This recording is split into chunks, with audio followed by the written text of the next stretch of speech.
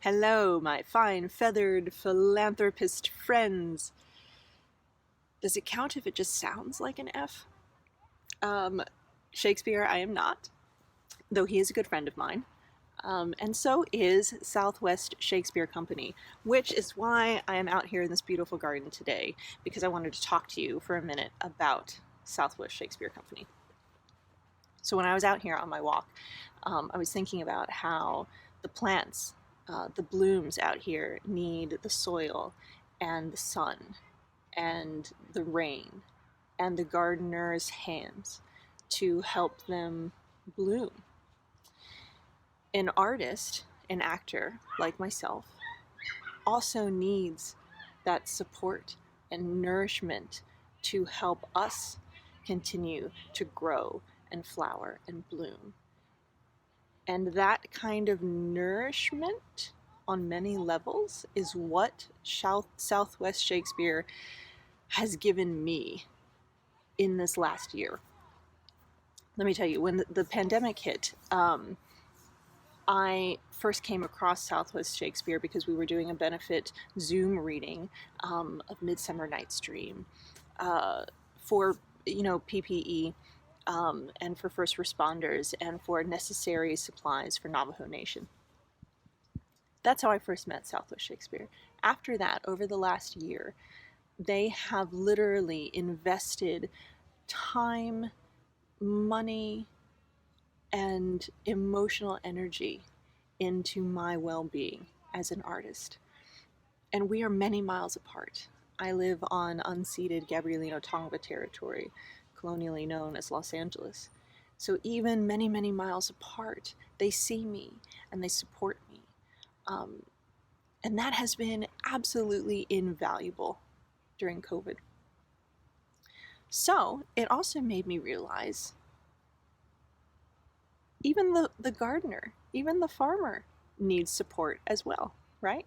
It makes me think we are all in this ecosystem together. Southwest Shakespeare supports me. I create art that hopefully supports others. And now Southwest Shakespeare needs a little support as well.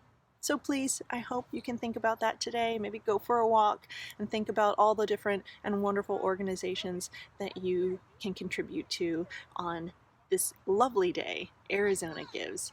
And let's make Southwest Shakespeare one of those wonderful companies that you give to. Thanks.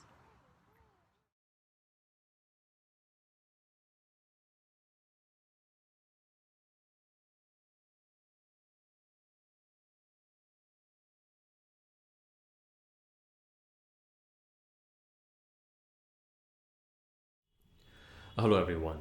So, you can imagine the difficulty that theater companies must be going through in these times. Most companies have shut down.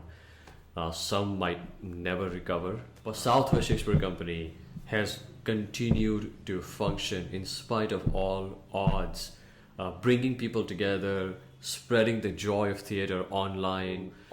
It'll be great if this light continues to be. It's really been like a lighthouse, literally against a storm. I mean, and the light has gone as far as a random ship in India. So it would be great if this can sustain. Thank you very much.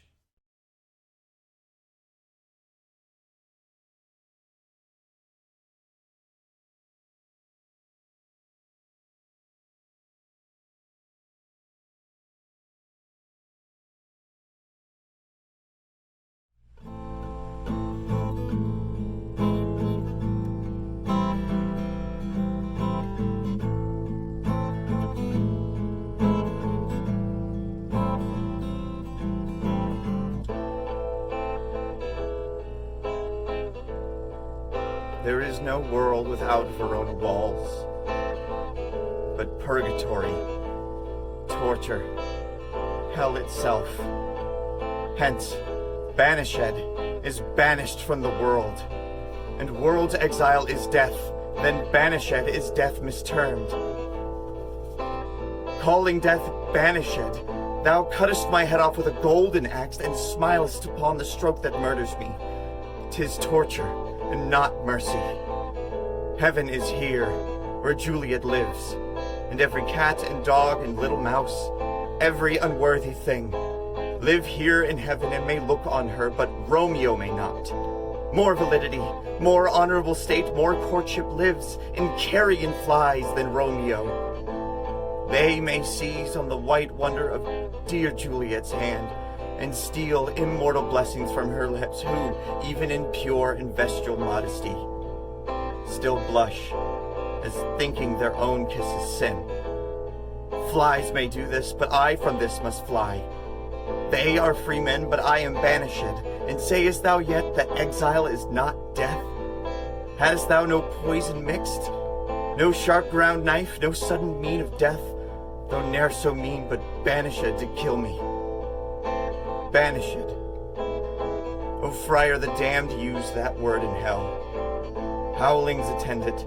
How hast thou the heart, being a divine, a ghostly confessor, a sin absolver, and my friend professed, to mingle me with that word?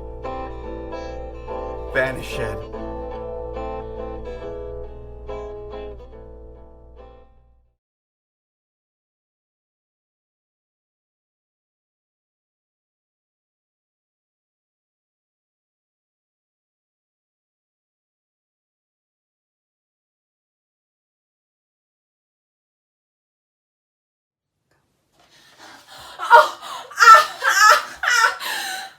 Just kidding.